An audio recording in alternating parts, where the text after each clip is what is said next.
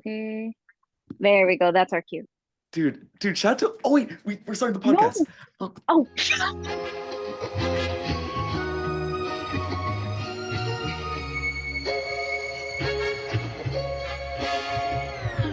let's just get this started. hello and welcome. And wait, let me get to the mic. Hello and welcome to the Secret to Life podcast. I'm here with my incredible friend Luciana Valero, whose name is Ew. Lou. Lou is a drag performer, theater maker, genius philosopher, and my friend, and key member of the Cornerstone Theater Ensemble. We met at a Cornerstone Theater. It was a 2DI. It was a 2-day intensive where we teach the Cornerstone methodology. If you're interested, please visit our website, y'all. But yeah, we met at the 2DI from Cornerstone.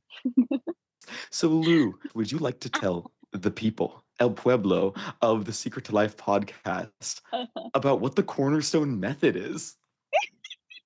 Wait, before I go into like the Cornerstone methodology, I just want to say Wait, you should that. introduce yourself. Oh yeah, right. Hi everybody, I'm Lou.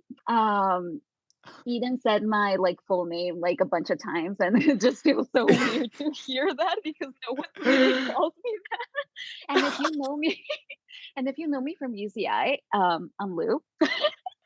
If you know me from UCI, I am Lou. If you know me from Cornerstone, I'm Lou.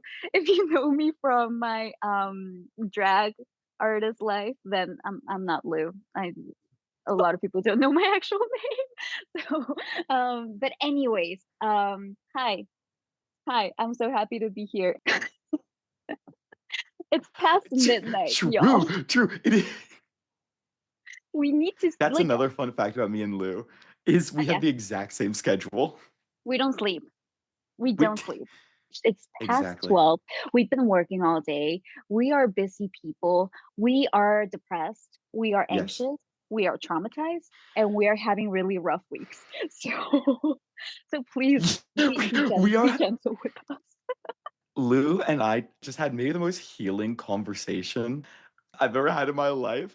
Minutes like when we were like, oh, let's catch up. And then I was like, full disclosure, Lou, I am so sleep deprived and depressed. And Lou was like, get this. And turns out we trauma bonded again. Again.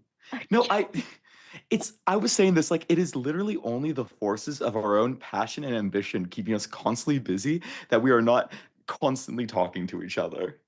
I think so, yeah. But now that we know that we basically don't sleep, like I Yeah. think we're gonna make the effort to talk like past midnight. It's fine. Oh, It's fine. We're gonna be fine. dude, actually, wait, I want to talk about we got paired up to do that like Cornerstone, like tell me Yeah. about your life activity. And that was cool as fuck. Cause one, Lou has the coolest life on earth. And we like talk about our lives for like 10 minutes to each other. Then we write like a poem about each other, which is one, the sweetest thing in the entire world. I love Cornerstone. You guys should give me a job. But Oh, two, this is just audio, so we just made like hearts with our hands when we said we love Cornerstone, just so y'all the know. audience is gonna love you so much because I never explain what we're doing. Hi, Um, I'm Lou. I'm wearing a gray shirt and my hair is red and like my background is blurred. what do you want to do? Do you want to re-enter our acting era and do some Meisner work? You have a gray shirt. Oh my God. I am actively trying not to re-enter my acting era. Chat, actually, let's talk about how scarily similar me and Lou's like theater careers were at UCI. Except I did more. We were both transfer students.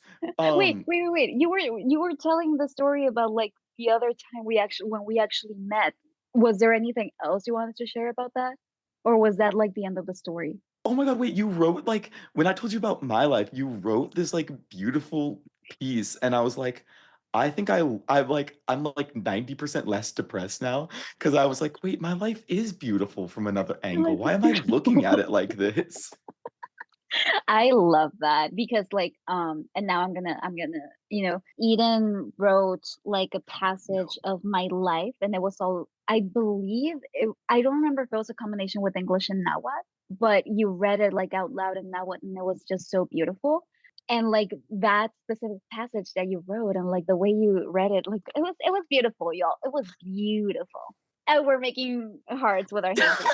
Yeah, so we're pretty cool, awesome people. But Lou, I brought you onto this to tell me about something that you do that's uniquely so you, and it's drag. The only drag show I've ever seen, besides this one on the first day I got to Seattle, which is a story for later, was yours. And like, you just look so happy whenever you're performing, whenever you're making these. And I wanted to ask you, like, what is it about drag that brings you so much joy? And how'd you first get into it? Oh, how I first got into this is actually super interesting because I've been a fan of like drag art for a million years.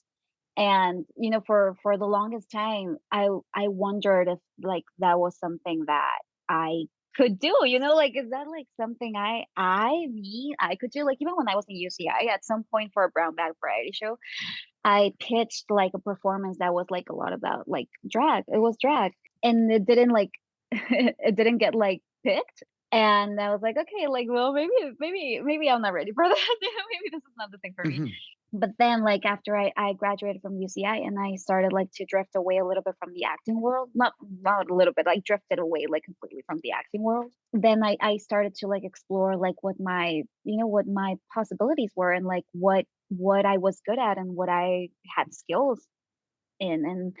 And it's so like, and we can talk about this later, but my transition from UCI to like the real world was really, really hard. Like it was a very harsh transition. I was super depressed. I was like, and it's one of those things where you're like, you really do have like everything. Like I had a job, like right after I graduated, I had a job, like a really good job. But I was very depressed. Like I was grieving a lot of things that happened at UCI, and I was grieving a lot of things like that happened in my personal life. So it was a very harsh transition. And I spent like maybe a year and a half, maybe not doing anything like arts related. And that was the part that I was Wow. missing. That was the part that I was missing like in my life. So one day, like at sometime last year, I was like talking to like having this like conversation with myself, and I was like, I need to do something about like this. Like I need to feel like an artist again. And I'm giving myself a deadline. Like otherwise I'm not gonna do anything.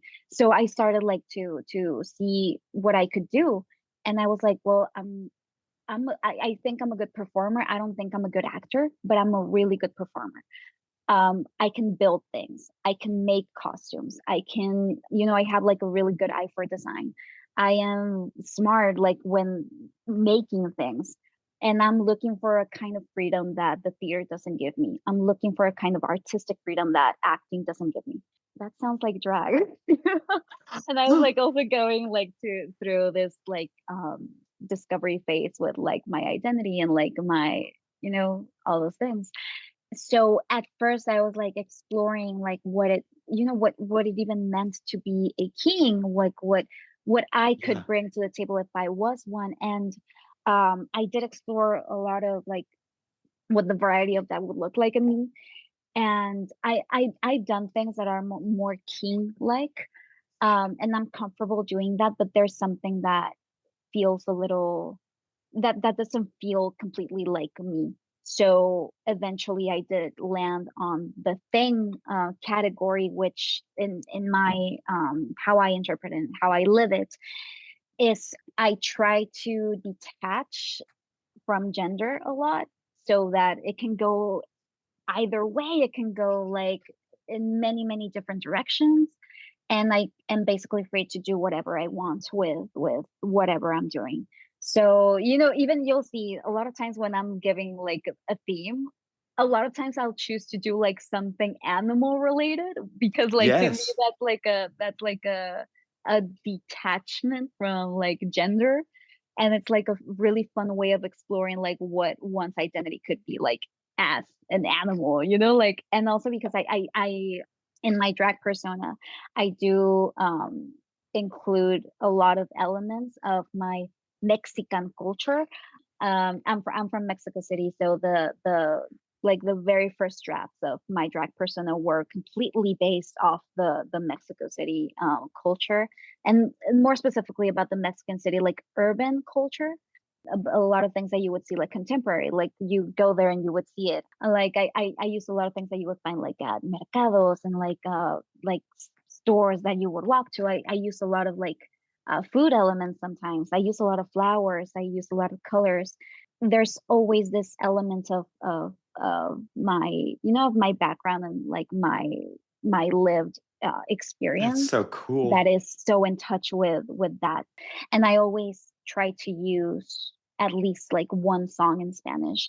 Um, at first I was a little like self-conscious about like my song choices because I didn't know like how well received it was going to be. But I mean the LA scene is Mhm. just amazing and wonderful. And also like I I kind of like stopped caring too much about that because like that's just how my brain actually functions. Like the music that I use in my mixes and my performances are things that you would usually find in my, in my freaking Spotify.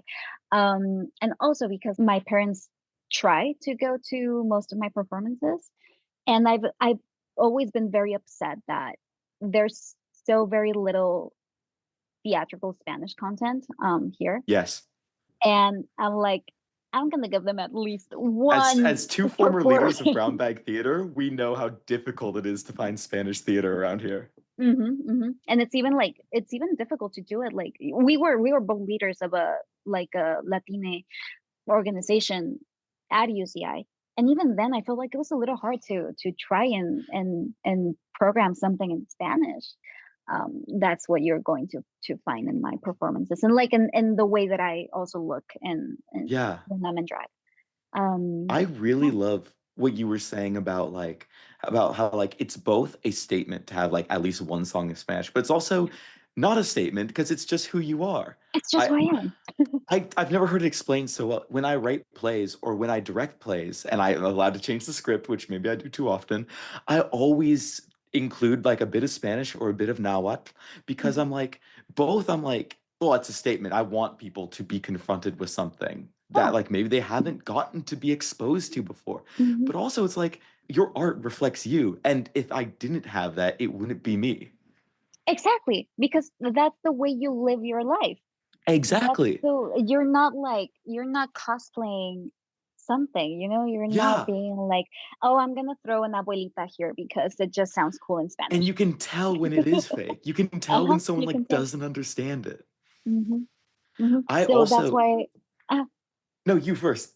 no, I was just gonna say like it's just so refreshing to so genuine, to allow someone else to step into that side of you and how you live your life in that way. And that's just amazing. I wish we could have more of that. I would, dude. But like that's why we do it so that more people are encouraged. Like every time, every drag show is someone's first drag show, you know? I see what you're saying.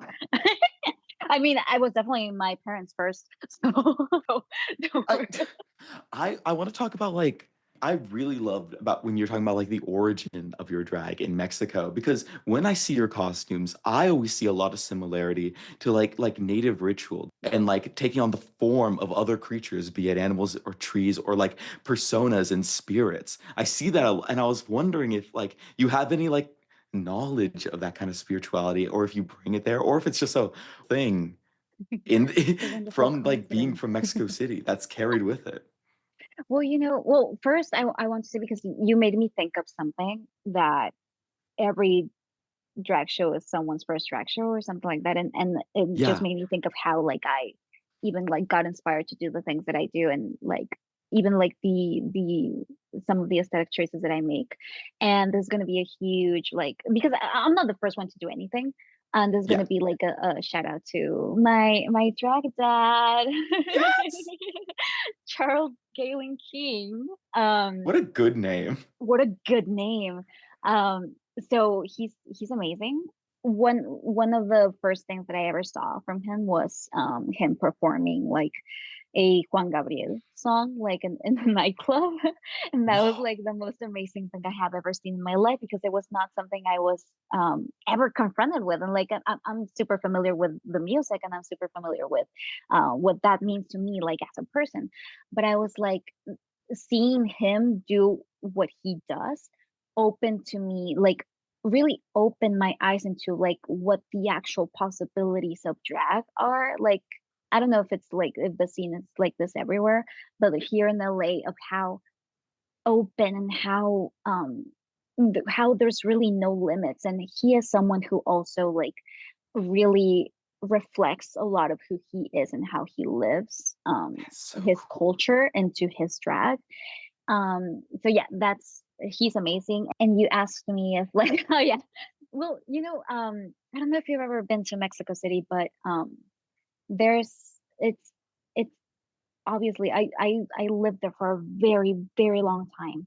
And every single one of my pop culture references are from there. Every single one of like my actual like cultural references are from there. And one of the things that I really like from living there and from even like now visiting and going back and trying to reconnect because it's so funny like sometimes when I'm like when I feel like I've lost something of me like as an artist or as a person I'm like I should probably go to Mexico City. It's something that I just grew up with, like I just um I saw that and that was just a part of how I lived. Um and then of course when it comes down to it when you want to make like a stronger statement or when you want to make things more accurate, then there's where you start like doing the research and reading and reconnecting with the things that maybe you left a little bit in the past. And I do think that there's some I do think that there's some knowledge that comes from your ancestors and just like It's called living and epigenetic memory. Yeah. right, right. I do think that there's knowledge that comes from that. Like I don't know if you know, but I'm like a bit of a witch too. Oh, don't worry. Like, We were chatting. right, right. And sometimes people would ask me like, so like, how did you learn, or like, how do you like get started? And it's always I feel like I give such a disappointing answer, but it's just true. And that I just tell them like I just know these things. Like I just Yeah. know. I want to go back to something you said that I'm going to say really dramatically because it hit me. It's you said the things I know to be true. Because in America, and there's a reason whenever I'm feeling lost in who I am, I go back to the poem I Am Joaquin by Corky Gonzalez, if you know it. It begins by saying, lost in a world of confusion. And it's a poem about how the Latine person in America is constantly told that, like, your way of viewing the world is false, is not reliable, and you're confused and also a bad person.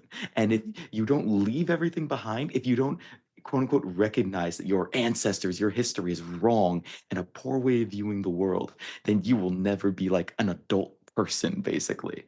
And you see so many of our people like trying to like cover up their past and forget like our ancestors, but we lived centuries, literally like thousands of years before these Europeans came in with their way of viewing the world and then told us it was the only correct way of viewing the world.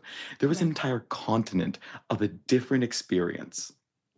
And I just think it's because I like you could tell me you just know, and you are right because you're acknowledging something that it takes a lot of people a lot of therapy and self-discovery to figure out that Right. it's just part of them and they're not crazy. It's you're told you're crazy because your identity is being suppressed. We live under colonial powers. If we realize our own power, then we're a threat to the Right. social order. Yes. No, it's true. And you said something. We are told to believe that these things are not true, and I feel like they call it magical thinking, which Yes. like it could be magical thinking, like it could be, but it's a way to like it's such a condescending way to call what it's actually like ancestral like knowledge. Like Yeah. it's not just magical thinking. It comes from somewhere.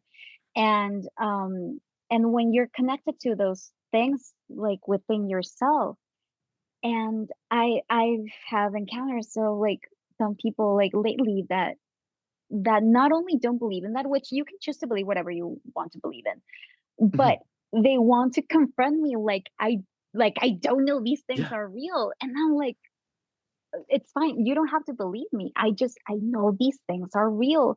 Yeah. And you and it's such a way of like it's a power thing, it's a power No, thing. the whole structure of our society is meant to make us doubt ourselves constantly. Mhm, Like, mhm. I've since I was little, constantly struggled with, like, I see things, I hear things, I know things, and I'm like, "Oh, it must be because I'm crazy," because, like, science is real. There's not, like, Right. anything deeper to the world. The world is basically like a dead rock that we all inhabit, but that's not the Earth is as living as Mhm, ourselves. mhm. And, like, even, I'm no scientist, whatever, I don't know. But, like, I think even, like, the most, like, high-end scientists can agree that there's a part of this world and a part of this universe where you just don't know what's going on. Like, you just don't know shit about it. And Yeah. if you want to call that magical thinking, that's fine. But there's things that we as people living on this 3D, living on this earth, like that maybe we just don't know how they work. And it doesn't mean that it's not real. It doesn't mean that it doesn't exist. Yeah. It just means that we don't understand it. So No, it's the people who, like, you'll tell them earnestly how you see the world, and they're like, "Oh, that's so cute. I wish I could think like that too, but I'm just a realist." And it's oh, like their way of condescending, even if they don't realize it, but a lot of people do intend it to be like, "Oh yeah, mhm. you think like a child, but I'm a person of science." Right. Like they know, Right. like they're any smart, like they know anything. No, but here's the thing that science is a comfort for people in quotes, where it's like they feel scared of the unknown and this Yeah. big horrifying world. And for them, they're like, well, the more I put like rules to the world, the more comfortable I can feel in my experience. Right, right, and yeah, yeah, I feel like there's a lot of these people who are so scared of confronting a reality that they don't understand that they need to give it reason. And, like, Yeah, sometimes this universe, I don't think anybody knows how it really works, like, in its no. entirety. So and, like, why are you scared of that? Like, Why are like you you scared of don't that? need to know anything. Just let You don't go. need to know Because anything. someday we'll all realize, be it now or when we're on our deathbeds, that all along there was never anything to hold on to. Right? So why were you So trying? let go of it, let go. I love how we started this podcast, like Yeah. talking about UCI, and then we went to like, oh my god, drag, and then now we're talking about like sciences, like the universe. But honestly, it's like the struggles at UCI that forced me to find another way to live. I Because feel I that. was like, how I'm living right now, I'm miserable. And I know we began the podcast being like, I'm depressed, but we're depressed because we live in a capitalist society Mhm. where we're struggling for money and also Oh yeah. we have drama. Um, you We know, wish things were different. we wish, and we were actually saying that before, like Mhm. if everything was different. And I've said it, I think, in 3 different episodes now, where I'm like, if I could go back in time, the one thing I would do is shoot Christopher Columbus. Because aside from everything else that I know I have opinions about colonization, but like an entire different avenue of viewing the world was lost and suppressed and has been for 500 years. You know what I learned the other day that freaked me the fuck out? What? Your genetics are only made up of your 16 most recent ancestors. Oh, And interesting. do you know something insane? How No. old are you? I'm not gonna say that here. Come on. Oh, wait, hold up a number for me. Ay, ay, ay. How do we do this? Lou just held up a 35. I'm kidding. Um, That's why but I'm so so smart, y'all. yeah, but we're the same age.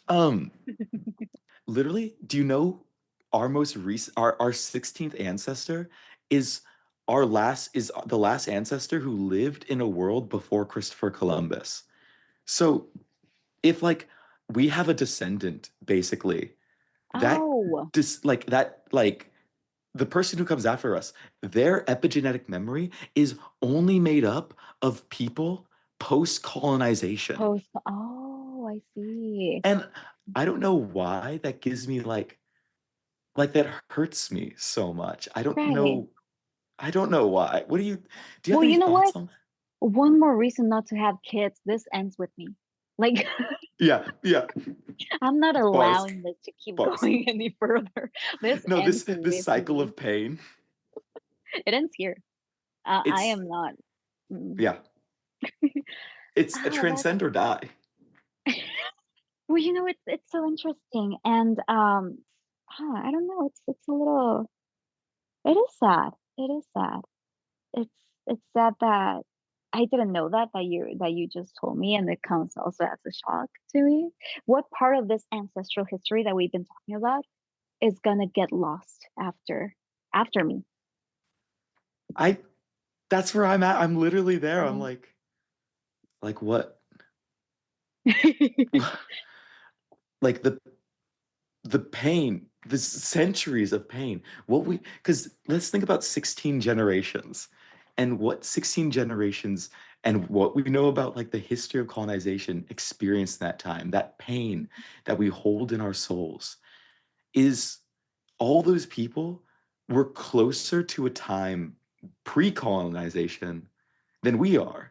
Yeah. And now it's like we're like the last vestige. Like it's like the last faded memories of holding on like a world where things were different, where everything was different. And what does it mean to lose that, like, um And we like that's actually a thing. Being Gen Z is we will be the ones to find out, basically. oh I'm like, my God, I love that. I love living through historical, like, dude, moments. maybe we really are the last generation. Like, come on. Honest, low key, like, that's not a bad Loki. thing. No, look. I maybe it's Jover, dude. I let's return to the earth. Um, I have to be real with you. I lost what I was going to say. What's on your mind? No. Ah, I was You like, doing well? I'm doing well. It's 1:14 in the morning, everyone. Oh my God. We're doing checks on each other, so Wow, we really don't sleep. we really don't sleep. No, we Are don't. you in a living And room, by the way? I think I just no, no, no, I'm in my room. it look I thought that was behind you like a sofa, and I'm like, are you just like how I thought you were like a mansion. No, I question what that is because it does look like a sofa.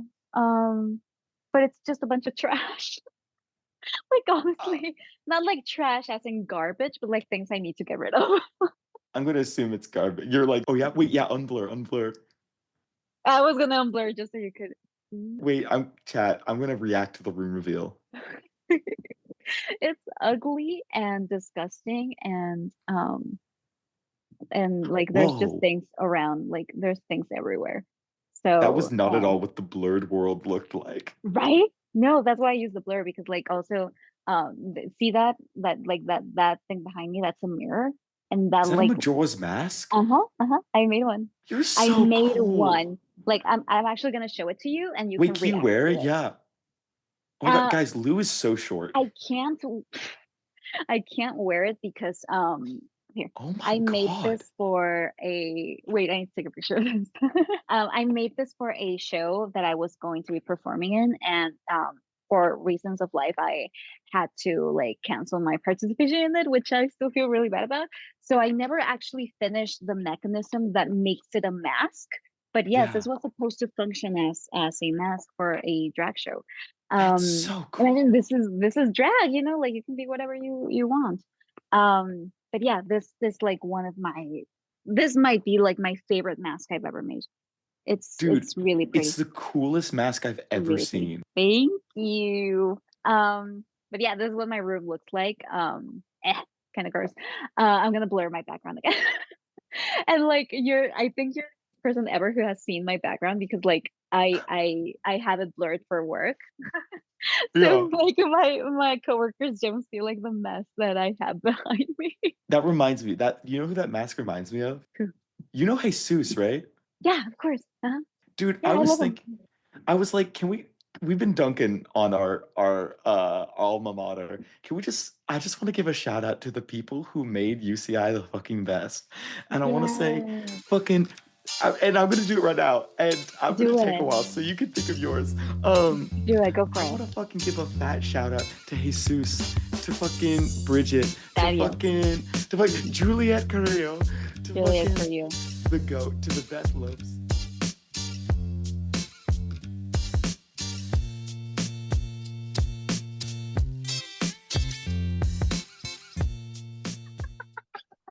Every single person of her class. She just named This, them. Wait, can I give my shout outs to my UCI please, people? Because like yes, my experience was traumatizing, but like there were people who made it absolutely amazing. First, like the brown bag people. Megan Mingus Marshall, I love you so much. Heather mm, Lee Echeverria, I love you so much. Heather, my queen. Heather, obviously. Karina Negrete, love you so much. And of course, Julia Carrillo, who like y'all, Juliet, she knows I love her so much. And also like she is the reason I am like in Cornerstone right now. And I Hmm. just love her so much for that. And yeah, I mean I can't name every single person that I came across with, but those people that I named that were a part of my brown bag um life, like I did brown bag with two people who made my life hell, Yeah. and these lovely people that I just mentioned made everything so much I better. actually think we need to talk about brown bag for a second. Ooh. Maybe it's weird we didn't actually earlier. Mhm. What? Because brown bag, like when I was literally at the lowest in my entire life, and I was like, there was no one in the world for me. The leader of brown bag before I was, Cindy L, was like, I Oh, was Cindy, like, yeah. we fucking love Cindy. Mhm. I was like telling Cindy, like, because I was directing a show called The Art of Our Stories, and I was like, Cindy, I'm like, I don't think there's any like I don't think I can continue this. I don't think there's anyone in my life who like cares about me. And I was being really dramatic. I was like, all this stuff. And Cindy sends back a simple text that's like, what do you mean, lol? Brown bag always is there for you.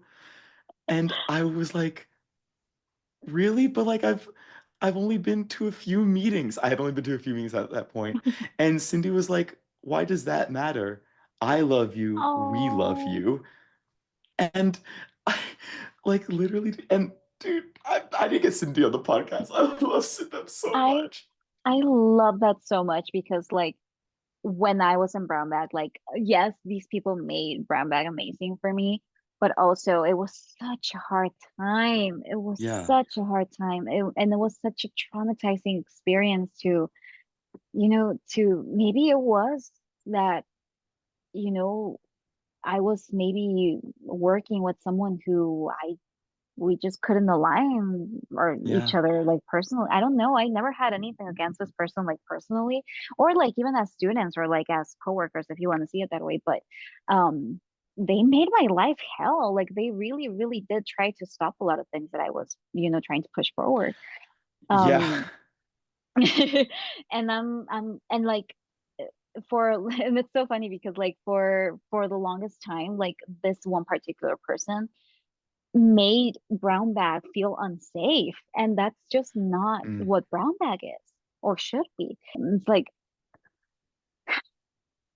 anyways, I'm glad that brown bag was there for you. And I wonder like what do you think about like where that stuff originates from, where it's like me and this person just don't mesh. Is there like some kind of like is that just the way of the world, like the way they were raised, the way you were raised? It was like two trains that could never connect with each other. Where do you think people's rage at another person comes from? Like, because we're all here Mhm, suffering. We mhm. shouldn't be in competition with each other because we need each other. But we so Right. often fight each other when we have nothing. And I always think about like, why are we, why must we fight? The meme word, but like, why do we gotta do this, dude? Well, like I'm gonna give you like a practical answer and then like a more philosophical one. Okay, I'm ready. The practical answer that I can I can give you this answer like based on this particular like um situation that I had with this person that that I met at UCI, and that we just didn't get along, and it just happened that we needed to work together. Well, we were both like high. like overachievers. Um, we both wanted to get the work done, and but I do think that we had like different philosophies of how to get the work done.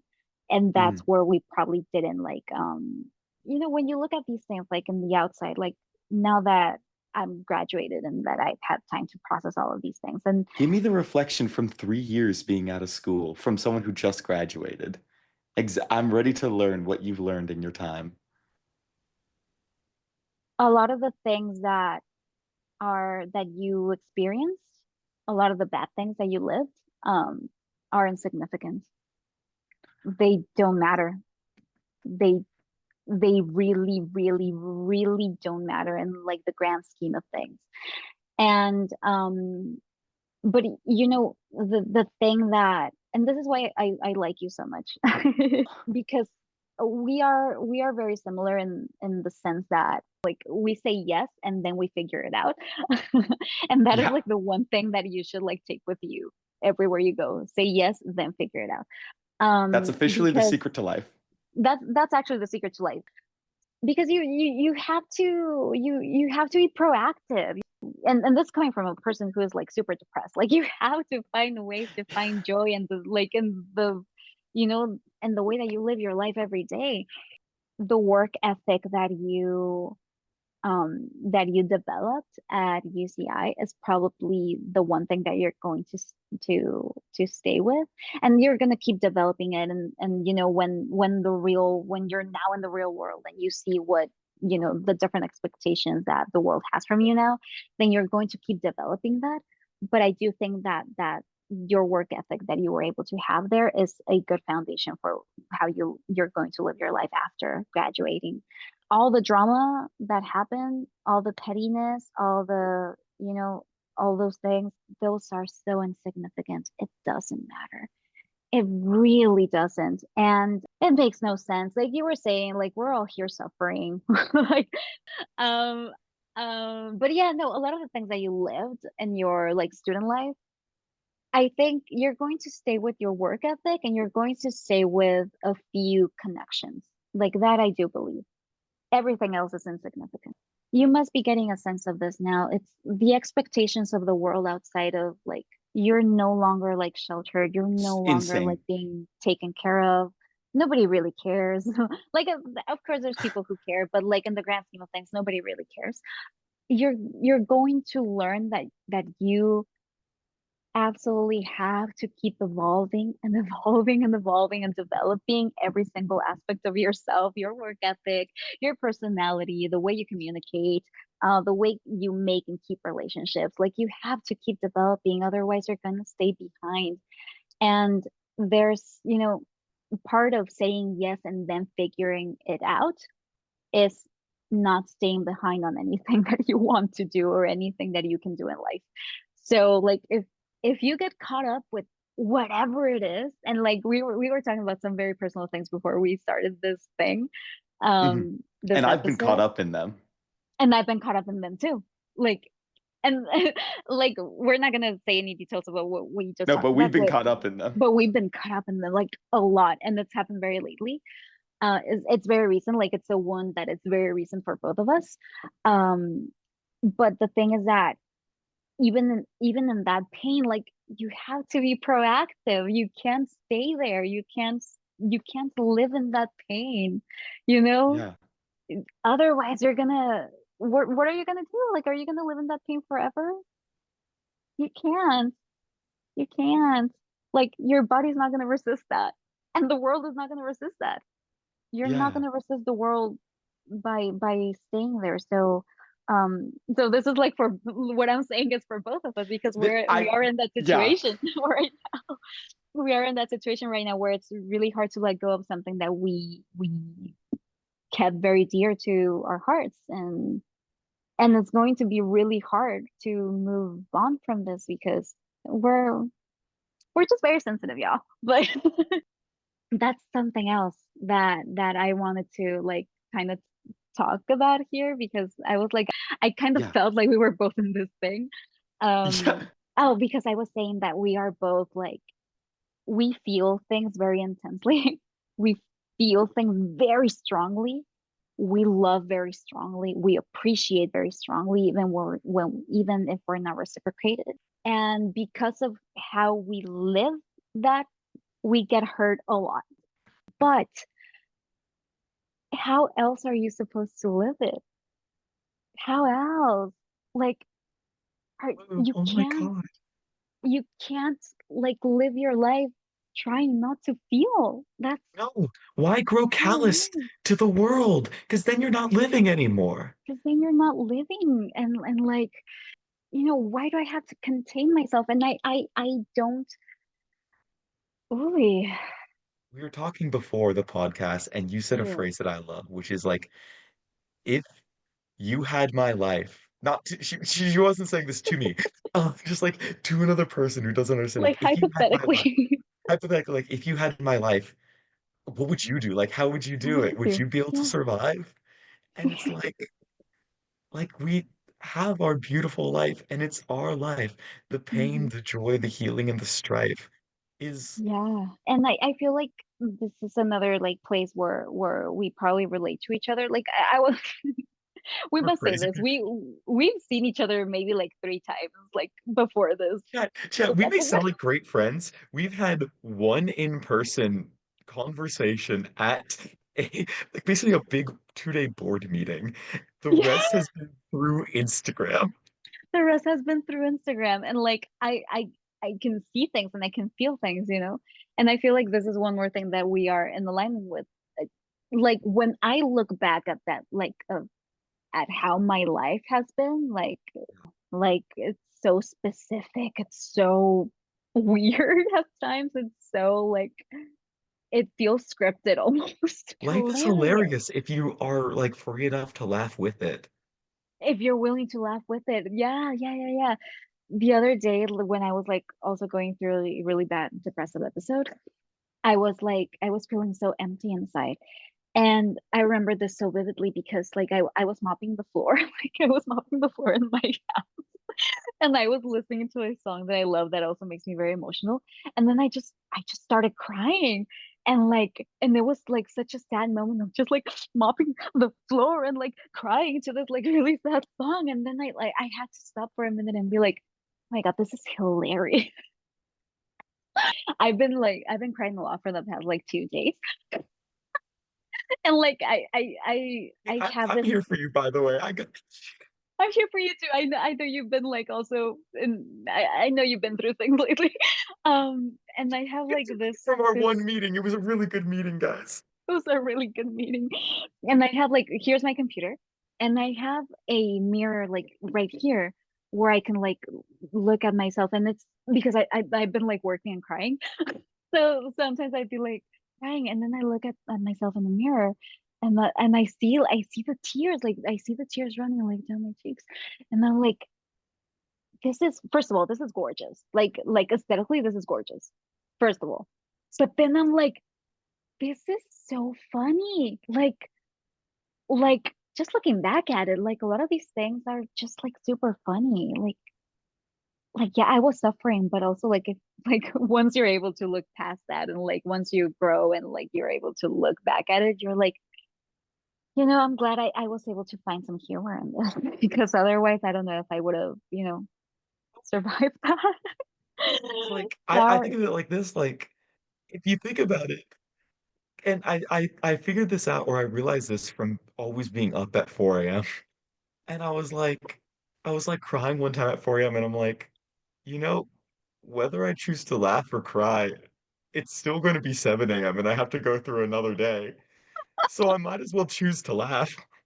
That is so real. That is so true. And I'm gonna start using that because yeah, like I cried myself to sleep like the other day. And it was so true. Like I still had to wake up early in the morning and like live my life as usual. But you know what? Also, like I do think it's really funny, and I was also like crying while laughing and like all those things. But there's something so liberating about just like spending like an entire day and like just crying. Like when you need it, like it's like don't do it like daily, but when you need to cry, just it's so liberating to cry and I to okay, feel all those things. it is technically the most recent episode of the podcast. I was like up at 1 a.m. and I'm like, I couldn't find anyone to text with basically. And I was like, I'm gonna record a podcast. I'm just gonna like say smart things from like hit from like the philosophy books I read and just like show how smart I am, I guess. Seconds in, I just started fucking bawling and I cried for an hour and a half. The podcast is now out, but I was like, after that day, like for the next like few days, I was like, I think I'm like mentally healthy now. Like just like one cry, I was like, what the like I wasn't angsty anymore for an entire like week. And we love that, and it's so helpful, like we have to have like we have to have like a part two of this episode, or like a completely different episode where we just talk 1,000%, about like for sure. where we just talk about like magic and like I don't know if you believe in manifestation or not, but Oh, like I do. those things. I do too. And lately I've been learning a lot about like what the actual key to manifestation is, and that is relaxation. A lot of times we are made to believe that manifestation is about feeling happy all the time and having like super like high energy vibes and being happy and laughing, and that's just not possible for human beings. No. Sometimes you're going to be angry, sometimes you're going to be sad, and what I've been learning is that like when you're feeling those things, those are not negative emotions, those are emotions, that's Yeah. it. And like when you're feeling those things, there's no use in trying to like just put them to the side and be like, I'm happy, y'all. I'm so happy. I'm vibing and I'm going to manifest. No, like, Because the more you try to control something, the further it gets away from you. oh And the yeah. more you give up control, the Mhm. more it will come to you. I love how much sense we're making right now.